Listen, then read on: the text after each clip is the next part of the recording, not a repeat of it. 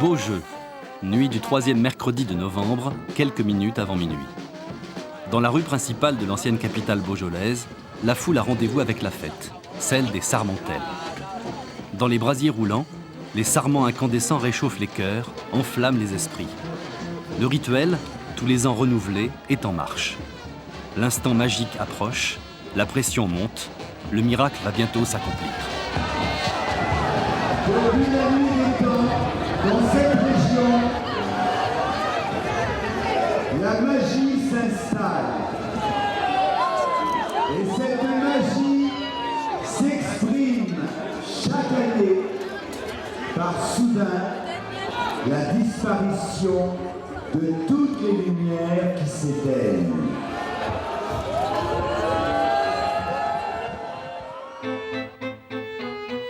C'est en l'an de grâce 878 qu'une charte de Louis le Bègue confirme la possession, par 8 chanoines de Saint-Vincent, de biens comprenant des vignes au village de Beaugénis, qui va devenir Bellibocus, puis Beaujeu. En cette fin de l'ère carolingienne, qui pourrait penser que ces étendues forestières allaient devenir le riche vignoble du Beaujolais ?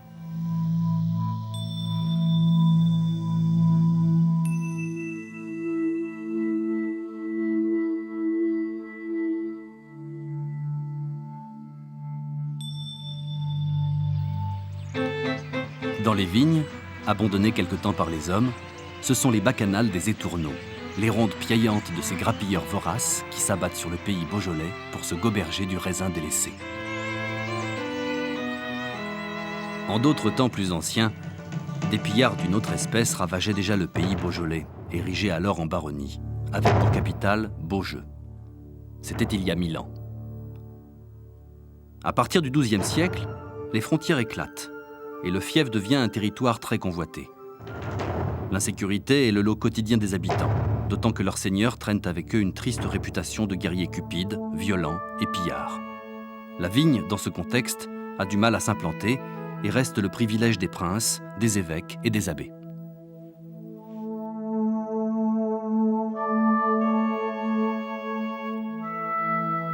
Les suppliques et prières au saint protecteur sont vaines, et il faudra l'avènement d'une femme d'autorité pour remettre de l'ordre dans ce pays de souffrance déchiré par les guerres intestines. C'est Anne de France, dite de Beaujeu, fille aînée de Louis XI et régente de France, qui, avec l'aide de son mari Pierre de Bourbon, seigneur de Beaujeu, va ramener la paix et la sérénité dans les campagnes beaujolaises. Nous sommes au tout début du XVIe siècle, et c'est à cette époque que l'on peut dater l'expansion de la viticulture en Beaujolais. Anne de Beaujeu est donc la première femme impliquée dans l'histoire du Beaujolais, signe précurseur de l'importance des femmes dans la viticulture de ce pays. Certains aujourd'hui n'hésitant pas d'ailleurs à affirmer que sans les femmes, le Beaujolais n'existerait pas. Cette maison sur les coteaux du Juliénas est depuis quelque temps le siège d'une association qui tente à confirmer cette audacieuse mais désormais incontournable constatation.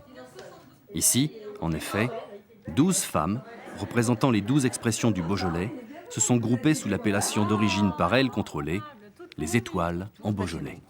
12 appellations, 12 étoiles. Allez, le champ, file. Yo, tirez les fils. C'est ma dernière création. C'est pour les étoiles en Beaujolais. En gardant l'idée de feuilles, des sinus, j'ai associé plusieurs tissus qui rappellent tout ce qu'on fait, toute cette association. 12 appellations en Beaujolais, en face desquelles 12 femmes qui associent leur passion de vivre, leur passion du vin, de leur vignoble, et puis alors tout leur talent qu'elles ont, tout ce qu'elles ont à côté, chacune sa petite étincelle. Bon, moi je couds, je peins en plus, d'autres ont plein comme ça de bottes secrètes. Et à nous 12, on essaye de parler différemment du vin et d'en faire une promotion féminine à notre façon. Claire David, l'étoile de Juliénas, nous produisons sur un petit domaine des vins de caractère d'un vignoble planté sur des terrains argilo-sableux.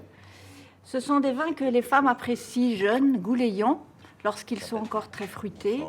Et nos compagnons, les hommes, les préfèrent plus mûrs. Ils les oublient souvent à la cave quelques années. Mais ça, c'est pas connu, et puis c'est pas bien dans l'image du Beaujolais. Le Saint-Amour est un vin plein de charme, comme son nom l'indique. C'est le vin qui est le plus au nord du Beaujolais. Il peut se boire jeune. Il a beaucoup de ventes au moment de la Saint-Valentin, fête des amoureux.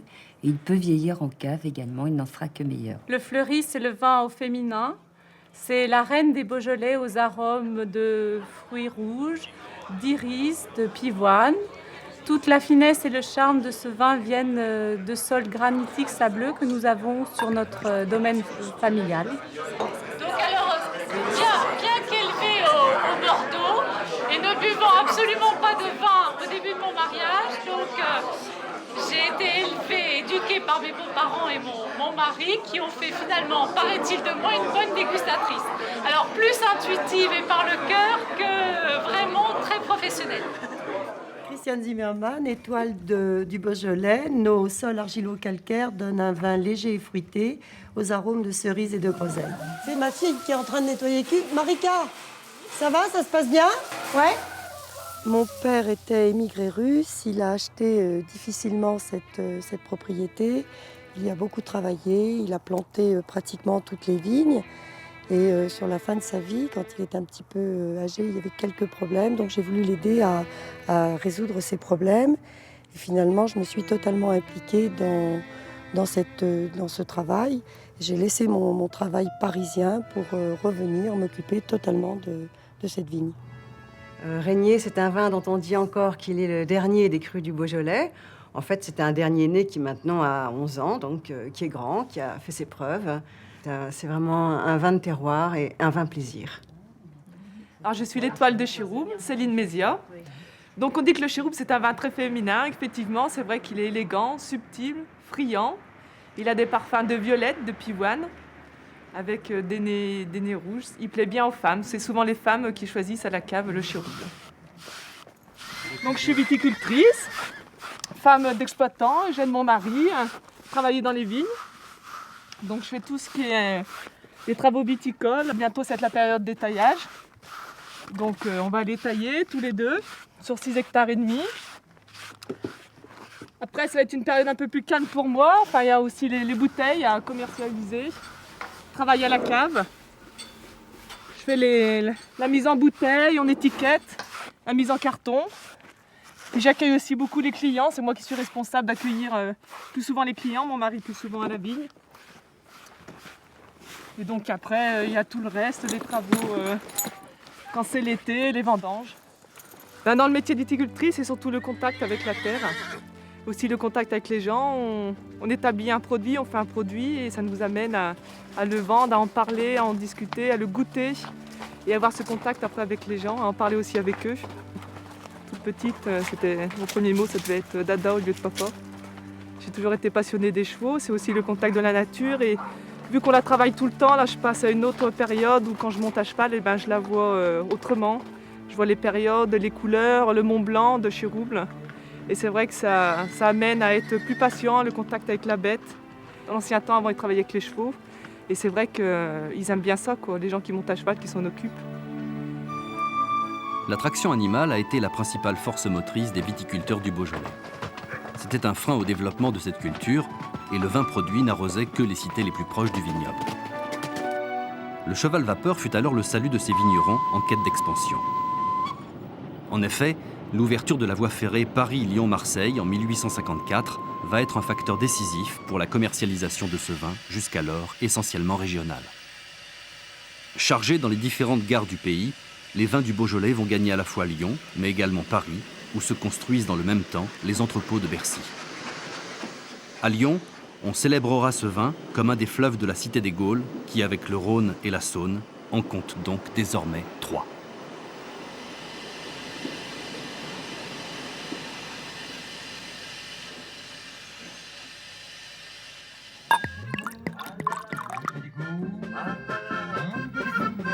Beaujolais, ce nom français est aujourd'hui connu sur toute la planète.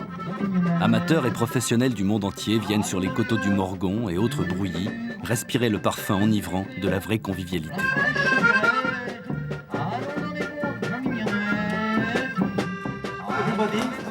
will take one bucket and you will go everywhere in the vineyard and you will have to pick the grapes. Okay? Dans le carré de vigne du hameau en Beaujolais, le musée du vin installé dans l'ancienne gare de Romanèche de Reims, des importateurs américains sont en visite et goûtent aux joies des vendanges si particulières dans ce vignoble. C'est une façon pour eux de connaître et d'apprécier ce produit dont ils auront à assumer outre-Atlantique la promotion. Bonjour, comment allez-vous? Très bien, magnifique. C'est la première fois que vous venez ici? La première fois. Et d'où venez-vous? Dallas, Texas. Oh, il n'y a pas de raisin au Texas. Très peu et il n'est pas bon. Et aimez-vous le Beaujolais? J'adore.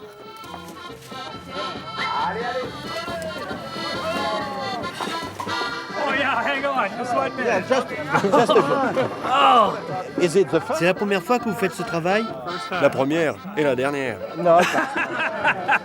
Et vous le faites très bien, comme un professionnel. Oui, mais c'est très lourd. Aimez-vous le Beaujolais? Oui, les jours ici sont mes préférés. D'où venez-vous? Du Missouri, USA. Ah, c'est fini d'être morose. Jamais la vie de plus rose. Tout est parfait de votre tête ou de vos cheveux.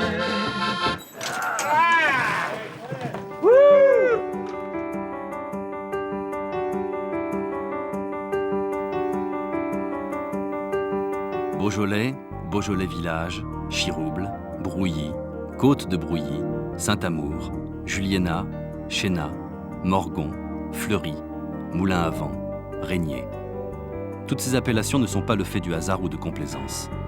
Elles sont le fruit d'un long travail, d'une rigueur sans faille, car pour accéder au titre envié d'appellation d'origine contrôlée, les fameuses AOC, il faut avoir fait ses preuves, et pas les moindres. La mise en commun du savoir-faire des hommes, le choix d'un cépage unique, le gamay noir à jus blanc adapté à son terroir, ont porté loin la réputation des vins du Beaujolais. Mais c'est le statut d'AOC, créé en 1935, en pleine crise économique, qui a redonné leur chance à ces pays de vignobles où rien d'autre ne pousserait. L'AOC a permis de produire des vins riches sur des terrains pauvres.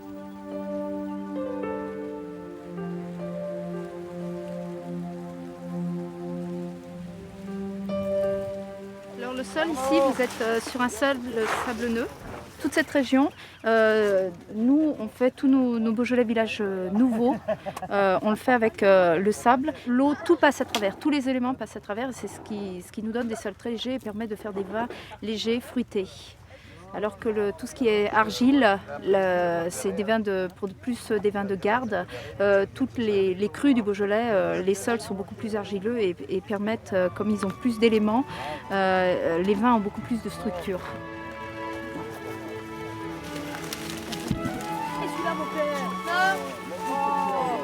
Le chardonnay est l'unique cépage du Beaujolais blanc. Le gamay est l'unique cépage du Beaujolais rouge. Sur les 30 000 hectares de gamay cultivés dans le monde, 22 700 le sont en Beaujolais. Mais cette spécificité n'est pas la seule en terre beaujolaise. L'obligation de vendanger à la main en est une autre. Ici, il faut garder la grappe entière, la trier sur place. Cela fait partie des conditions de production sans le respect desquelles l'appellation ne peut être attribuée. La spécificité et la qualité du Beaujolais passent par ces exigences-là. Pour faire un très bon vin, il faut d'abord un très beau raisin. Le gamay, c'est un raisin très joli, tout rond, noir, qui est sucré, très sucré. Et pour savoir si le raisin est bon, il faut déjà avoir envie de le manger. Donc si on a envie de le goûter, on sait que ça fera un très bon vin. Il y a un gage de qualité du raisin, c'est également, il faut que, quand on sait qu'il est vraiment à maturité, le picot est rouge. Le bout du picot est rouge. Le picot est un mot local. Oui, c'est la rafle. Ouais, oui, ce qui tient, la pédicule. Pédicule. Ce qui tient la grume. Et mon grand-père, c'était vraiment leur signe d'observation. Lorsque je me promenais avec lui, juste avant de voir, pour arriver à fixer la date des vendanges, il me disait, il prenait le raisin et c'était la première chose qu'il faisait. Il regardait le picot, il disait, il est rouge, donc il faut bientôt penser à ramasser le raisin. Et après, il le goûtait.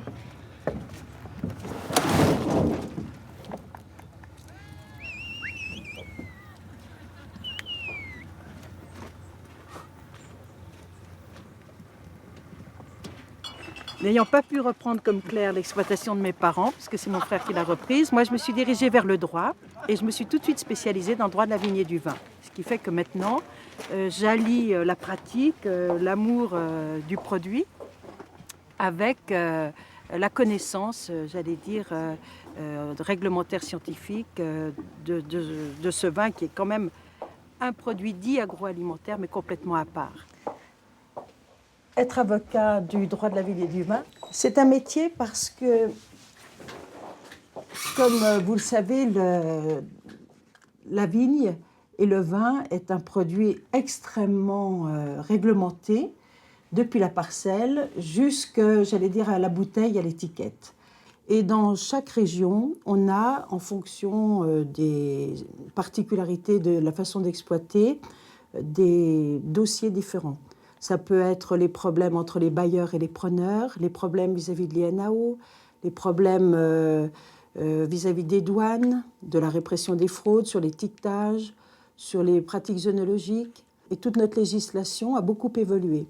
Parce que le droit de la vigne et du vin en France a été créé à la fin du XIXe siècle.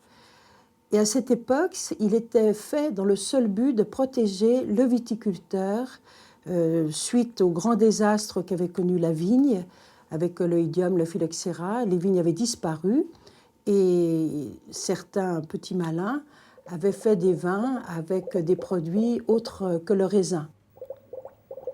Dans le musée du vin, au hameau en Beaujolais, tous les témoins des drames successifs sont précieusement évoqués et conservés. Au XIXe siècle, notre vignoble beaujolais, pourtant en plein essor, est frappé par plusieurs fléaux successifs. D'abord la pyrale, vers 1830-1840, puis l'oïdium, vers 1850. Vers 1870-1875, c'est le phylloxéra qui frappe les vignes beaujolaises, et après 1880, c'est le mildiou. Heureusement, dans le Beaujolais même, des inventeurs, des savants vont trouver les parades nécessaires pour triompher de ces fléaux. La pyrale était un ravissant petit papillon, aux ailes jaunes, mais ses chenilles, écloses au printemps, dévoraient les grappes de la vigne et détruisaient les récoltes. Il fallait donc l'extirper, et c'était d'abord une tâche confiée aux enfants, qui faisaient donc la chasse aux papillons, totalement inefficace, et c'est à Romanèche même qu'un habitant du village, Benoît Raclé, trouva presque par hasard la parade. Il se rendit compte, en effet, qu'à l'aplomb de son évier, le cep de vigne, qui recevait donc les eaux chaudes versées par la cuisinière, ne portait pas de pyrale.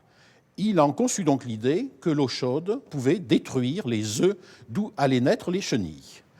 Et il fit donc construire par le forgeron du village 2 instruments de cuivre qui permirent donc l'échaudage des vignes.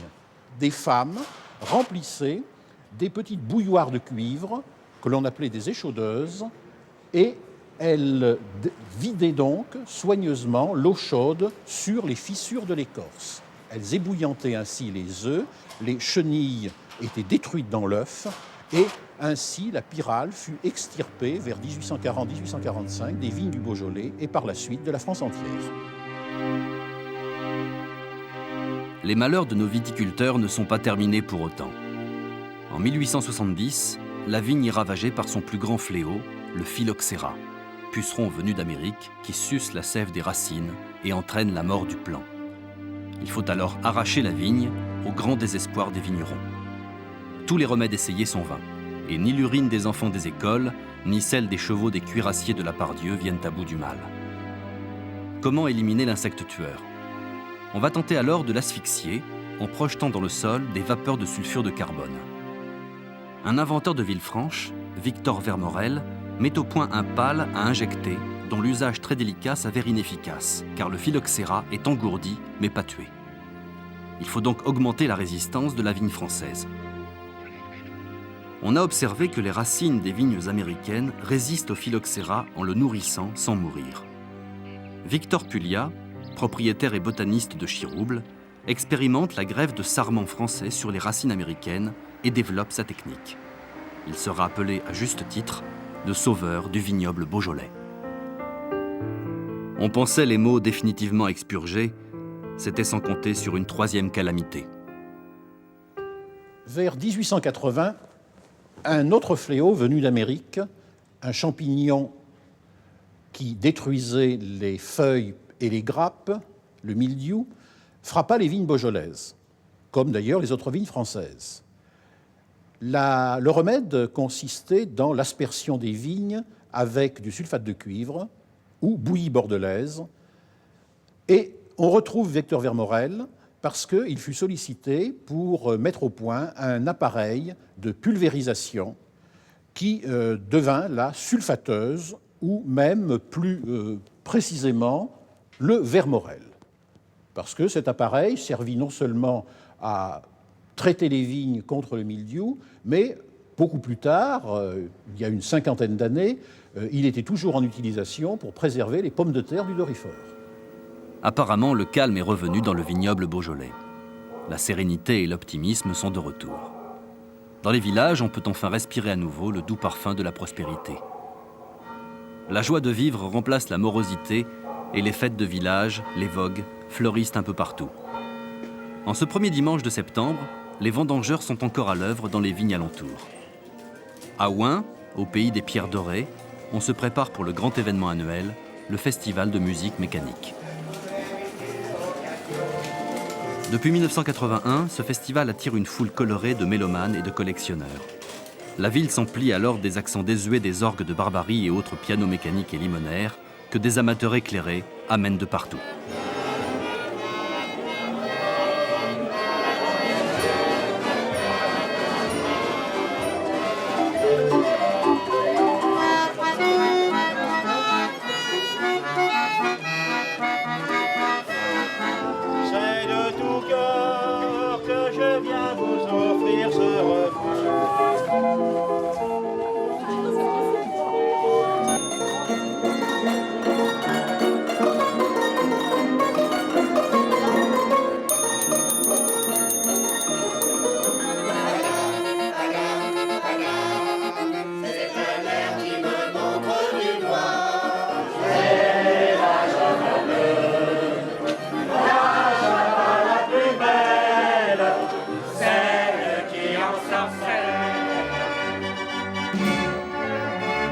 Deux complices sont à l'origine de cette joyeuse manifestation, Maurice Fèvre et Jean Hérault.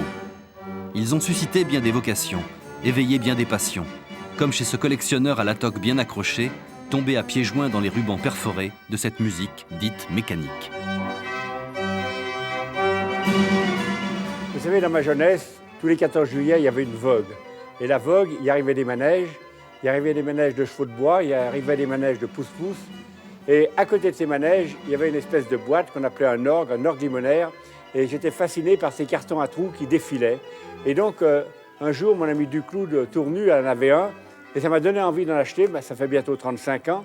Et grâce à 3 amis, Marc Fournier et puis Paul Hénard, on a pu les remettre en état. Paul Hénard, c'est les cartons. Fournier, c'est tous les instruments. Et voilà pourquoi aujourd'hui, on a sûrement une très belle collection. Le Beaujolais, c'est un vin qui chante dans les verres. Mais il n'est pas mécanique, il faut beaucoup de travail, parce que c'est le temps, c'est les vignerons, c'est la terre. Et tant que le raisin n'est pas dans la cuve et que dans la cuve, il n'est pas dans les tonneaux, on n'est jamais sûr de lui. Mais Beaujolais et musique, c'est quelque chose qui sonne bien.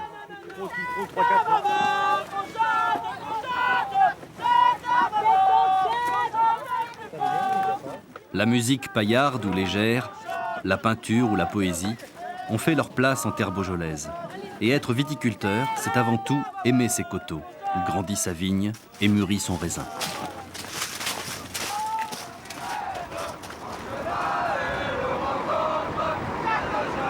Le Beaujolais inspire, le Beaujolais attire, le Beaujolais invite. La littérature en a fait une terre d'accueil. Colette, vers la fin de sa vie, est venue ici respirer les fortes senteurs du terroir. Nous prîmes un autre jour une autre route, gravîmes un autre coteau. Je voyais la récolte lente, les paniers pleins, la soif qui croit se satisfaire en mordant la grappe et qui s'attise. Je refoulais le persistant été du côté de l'astre, des mouches, des guêpes folles, des mantes poussiéreuses, du côté où l'on voyait luire un tesson miroitant de saône tombé au loin dans un vallon. Et puis Colette arrive au château Thivin, Et là, petite déception. La cour couverte résonnait de voix, de roues, de pas lourds chaussés, car les 40 vendangeurs du domaine descendaient à leur repas, escortés de leur gaillarde et vineuse odeur. J'aurais voulu les suivre. Elle ne le put, car son déjeuner était déjà servi dans la fraîcheur et le calme du salon de ses hôtes.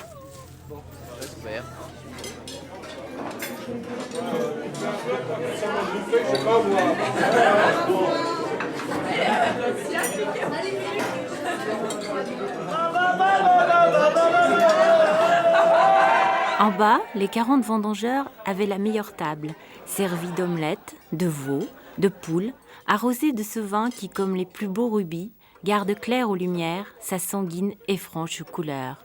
Pendant ce temps, à l'étage, Colette déjeunait sagement en compagnie des propriétaires, Yvonne et Claude Geoffray.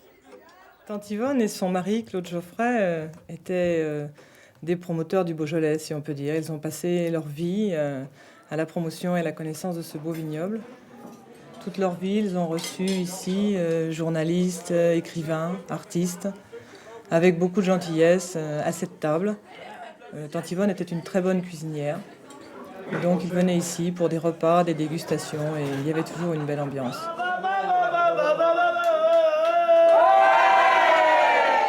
Colette avait été touchée par l'ambiance des vendanges en Beaujolais. C'est en effet un moment intense pour les propriétaires. Et lorsque tout ce bourdonnement s'arrête, que tout retombe dans le silence des rangs de vignes désertées, le soulagement fait vite place à un vide teinté de mélancolie. Cette impression est plus vive encore pour qui ces vendanges sont les premières d'une future longue aventure. Elle était hôtesse sur une compagnie aérienne. C'est là qu'elle a rencontré son futur mari. Il avait hérité d'un domaine viticole à Saint-Amour. Elle l'a suivi dans sa nouvelle vie. De ses premières vendanges, il ne lui reste aujourd'hui que de tendres témoignages. Merci Nicole, merci André d'être aussi sympa, ouvert et attentionné. C'est dur mais tellement réconfortant de vous avoir à nos côtés. Je suis heureuse d'être venue et de vous connaître un peu plus. Vous êtes adorables et mes acolytes sont tous d'accord avec moi. Je vous aime beaucoup. Déjà, une voiture vient de quitter le domaine. Dur de se dire qu'on ne se reverra peut-être jamais plus. Mais cette semaine passée en votre compagnie à tous m'a ravie. C'est étrange d'avoir vécu 7 jours ensemble, 24 heures sur 24. De rentrer chacun chez soi sans plus de contact qu'une étreinte et un échange d'adresses. Mille merci pour une semaine exceptionnelle. Je reviens l'année prochaine et espère que vous en ferez autant. La saison des vendanges finie, Colette, avant de quitter les coteaux du Beaujolais, avait fait une dernière halte dans un autre lieu mythique du vignoble, le château de la Chaise. Niché au flanc d'un des coteaux du Brouilly, le château de la Chaise a été construit en 1674 sur les plans de Mansart par François de la Chaise, frère de son illustre aîné, le révérend père de la Chaise, confesseur de Louis XIV, connu des Parisiens par le nom qu'il a donné à un célèbre cimetière de la capitale. Son cuvage abrite la plus longue cave du Beaujolais. 110 mètres entièrement voûtés, où s'alignent des centaines de fûts et cuves dans lesquels s'affine le brouillis du domaine.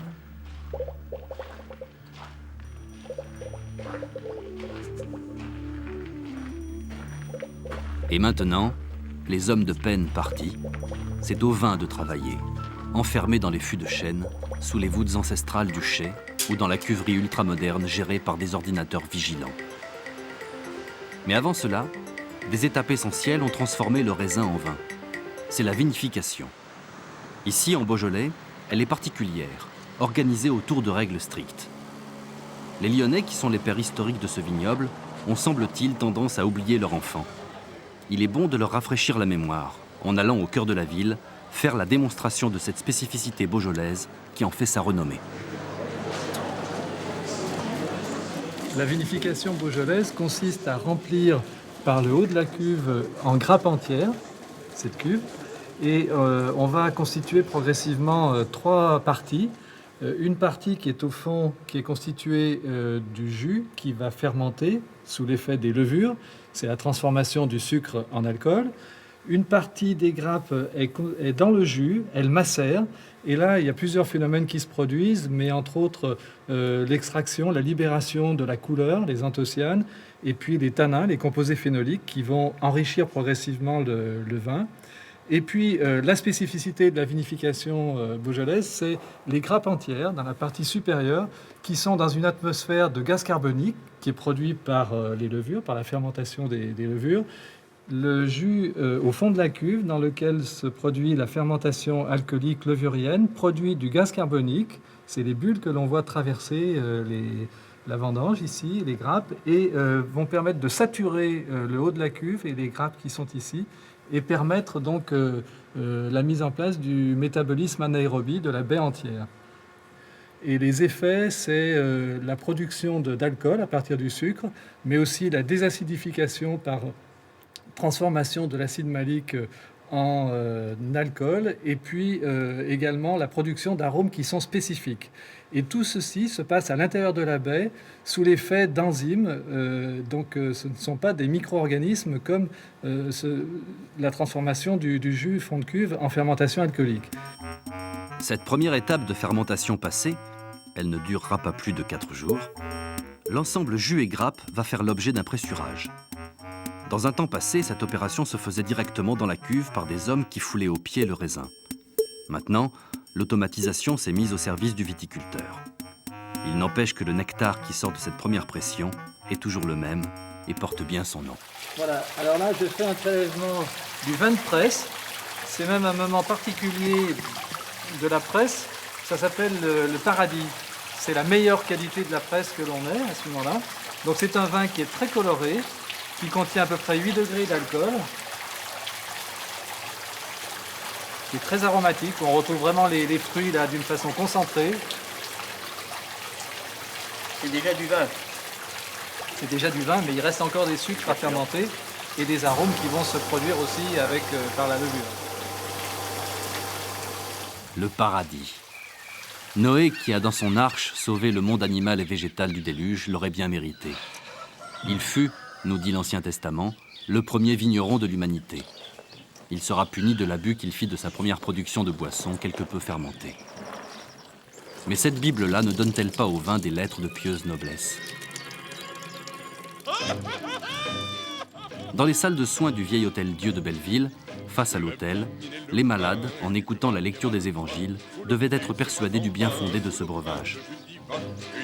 Il est dit en effet dans l'Ecclésiastique, « Le vin, c'est la vie pour l'homme quand on en boit modérément. Quelle vie mèneras-tu privé de vin?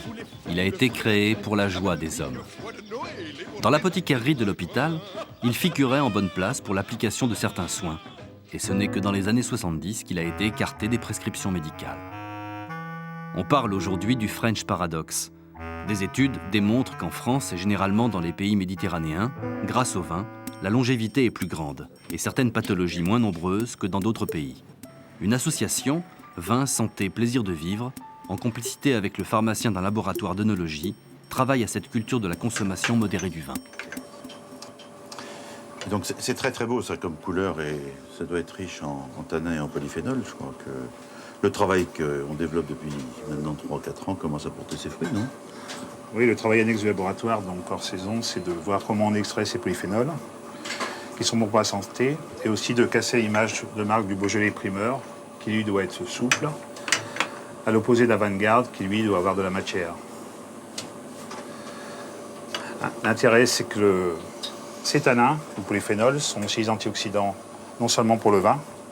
Oui, mais ça sert aussi à l'homme, puisque les antioxydants, c'est ce qui regroupe l'essentiel des qualités des boissons alcooliques et du vin en particulier sur la santé et le vieillissement.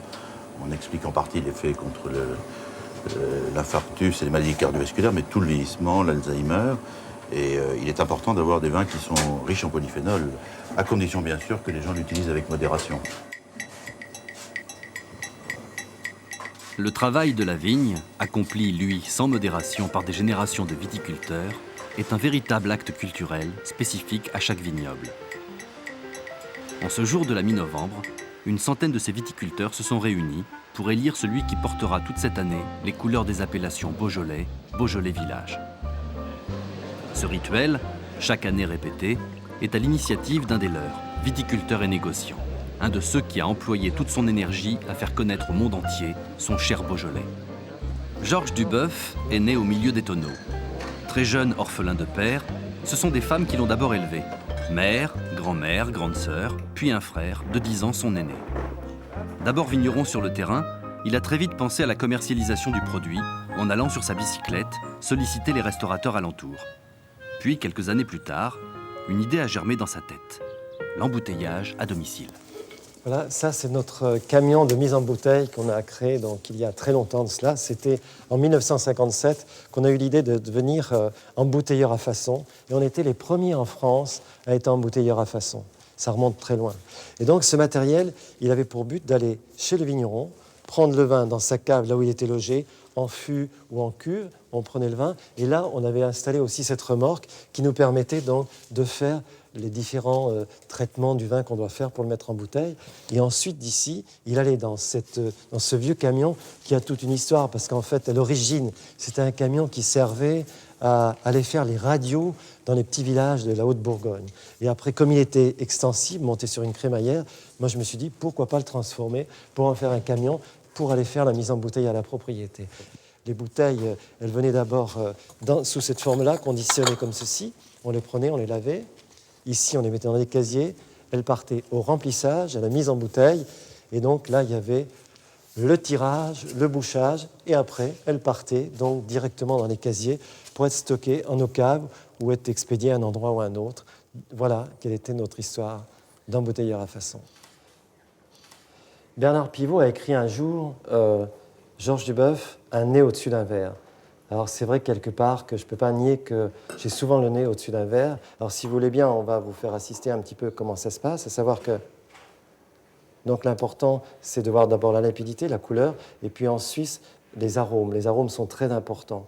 C'est quelque part, c'est là où on découvre le vin avec tout son côté floral, fruité, ce côté donc très particulier au Beaujolais, ces senteurs de fruits rouges que l'on trouve dans ce millésime, car chaque millésime a son caractère, a son histoire, son empreinte du temps, car c'est le temps qui imprime au vin ses caractéristiques, bien évidemment, par son origine, par son appellation, le terroir, le climat, et puis les hommes. Par évidemment, il faut qu'au départ, il y ait des vignerons qui soient de bons vinificateurs, qui savent mettre en valeur leur expérience, leur savoir-faire.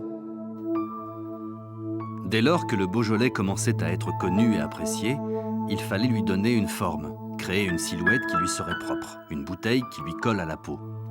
C'est Georges Duboeuf qui redessine l'un de ces fameux pots de Beaujolais, aujourd'hui parfaitement identifiable. Dans ce monde moderne, basé sur la consommation, l'acheteur doit être séduit et convaincu au premier coup d'œil. Il faut savoir attirer son regard vers le produit dont on est fier, et pour cela, habiller le contenant d'une parure en accord avec le contenu. C'est l'étiquette. En être le créateur est une vraie mission où l'artistique rejoint l'économique. Bonjour, bonjour. Bonjour. Je suis un petit peu en retard, excusez-moi. Bon, là, est-ce que vous avez commencé à regarder un petit peu, là, l'évolution du poster, là? Oui, c'est ce qu'on était en train de...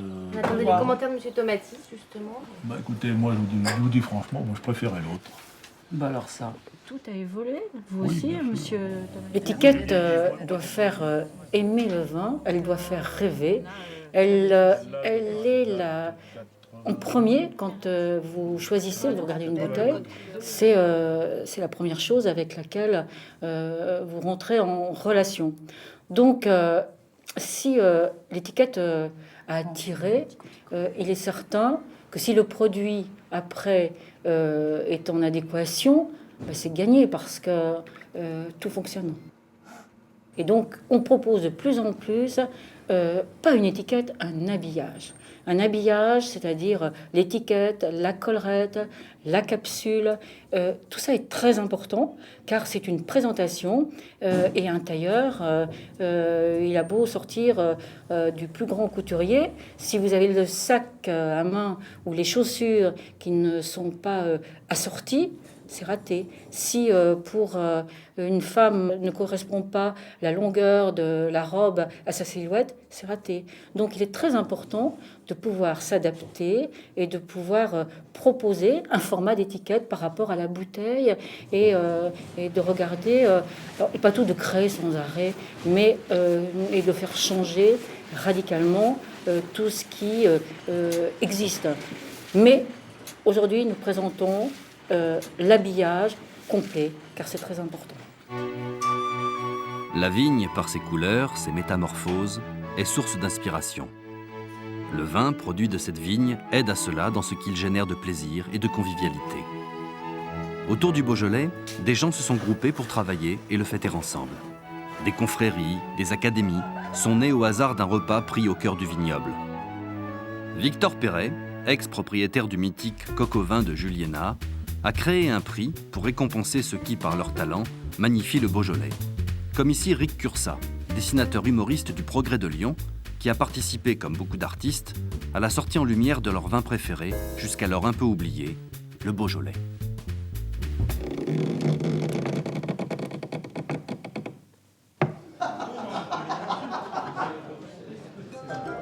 Le Beaujolais. Ce mot magique regroupe 3 significations.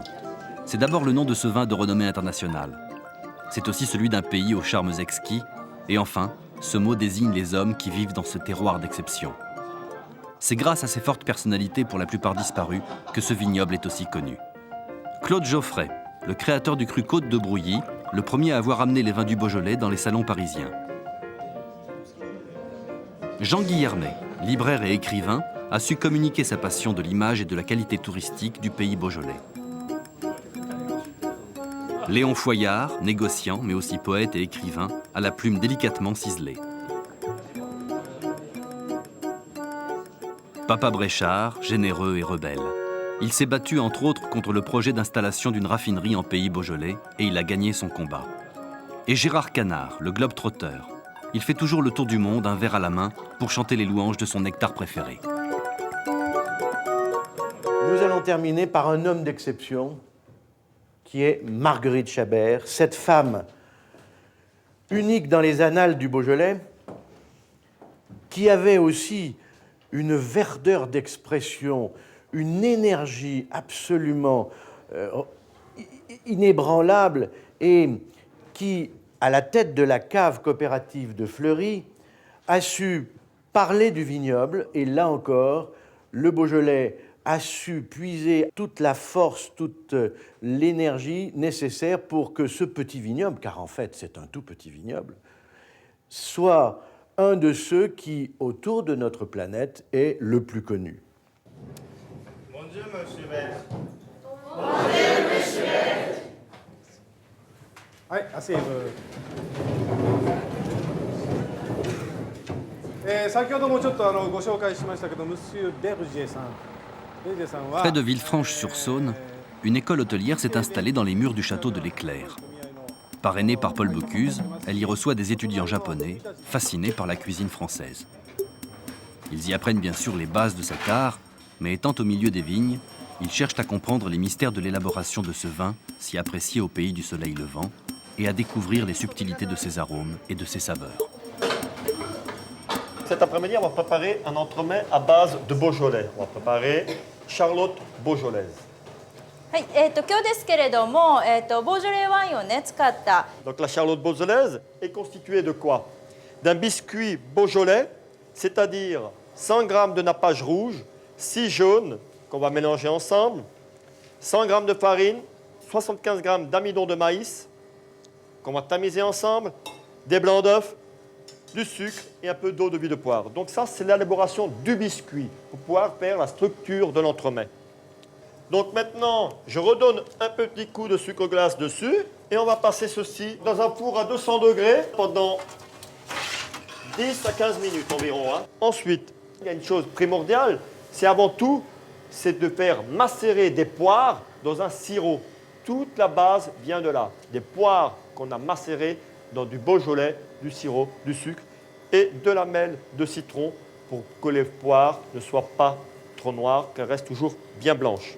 Pour pouvoir faire notre garniture beaujolaise à base de pulpe de fruits à base de poire. Donc 125 g de pulpe de poire, 100 g de sucre. On va faire une meringue italienne avec de la pulpe de poire de macération, 350 g, et on va mettre des feuilles de gélatine. La feuille de gélatine, c'est pour pouvoir coller notre entremets, pour qu'il soit bien structuré. Et en dernier, on ajoutera de la crème fouettée. La crème fouettée, pas trop serrée.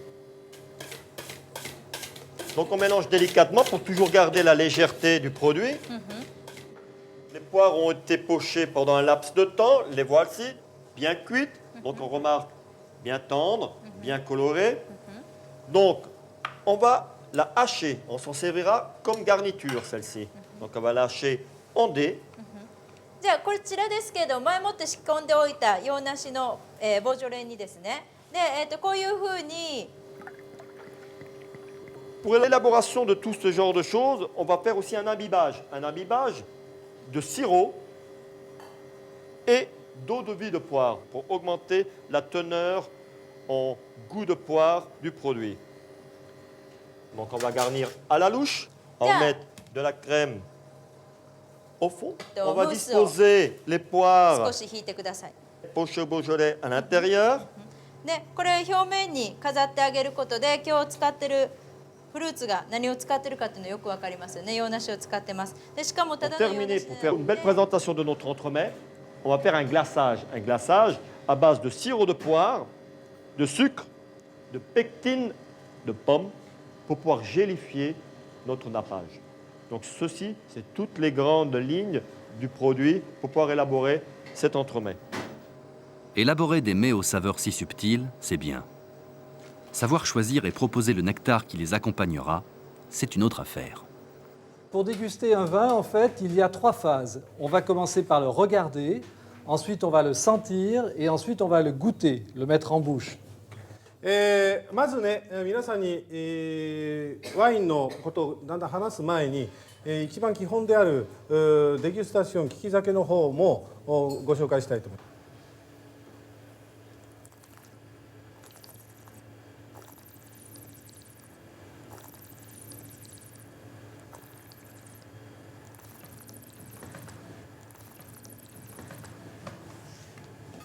Donc vous faites rouler le vin dans la bouche et là, vous allez sentir des odeurs qui sont un petit peu différentes, avec des nuances sensorielles qui sont différentes.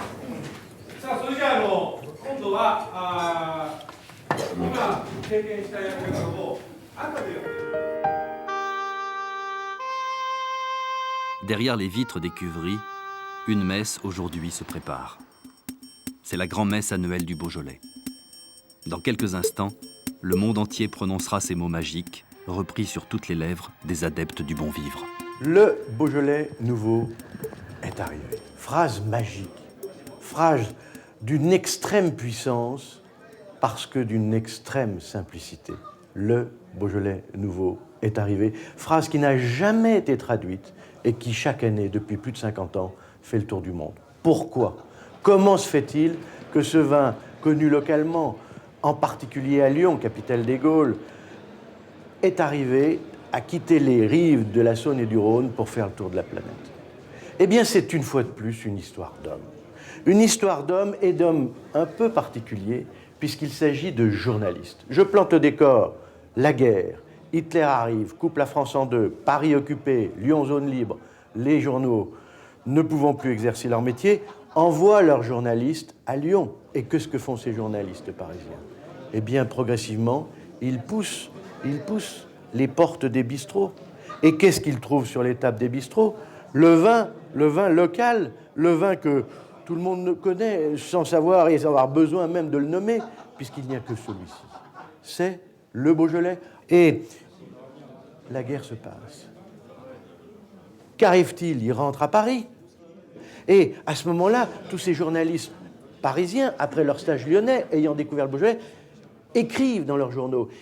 Ce sont les journalistes parisiens qui ont emmené le Beaujolais nouveau à Paris. Et puis de Paris, caisse de résonance, on est parti à Londres, et puis on est parti à New York, et puis on a fait le tour du monde, Tokyo, Singapour, Buenos Aires, etc. Mais les gens du Beaujolais n'ont pas voulu créer le Beaujolais nouveau, ils ont accompagné le phénomène, Ils ont eu un talent logistique exceptionnel. Ce Beaujolais nouveau est quelque chose d'absolument unique. Êtes-vous vraiment prêts?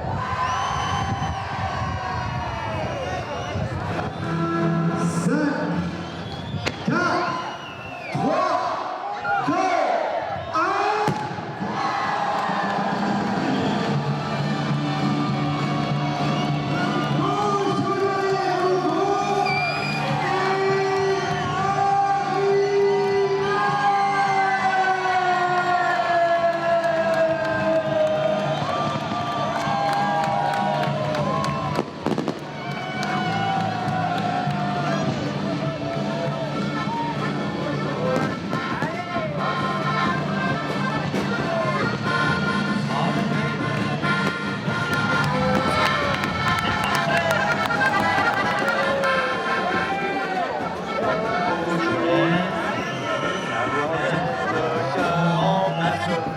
On se sent mieux, on est plus bien.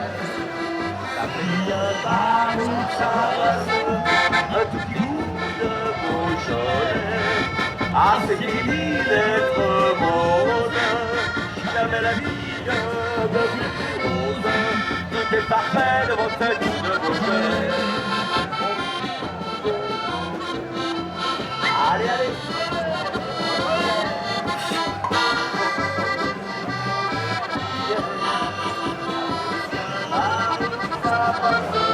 Un tout petit bout de Beaujolais. Ah, c'est fini d'être rose. Jamais la vie de plus rose. Tout est parfait devant cette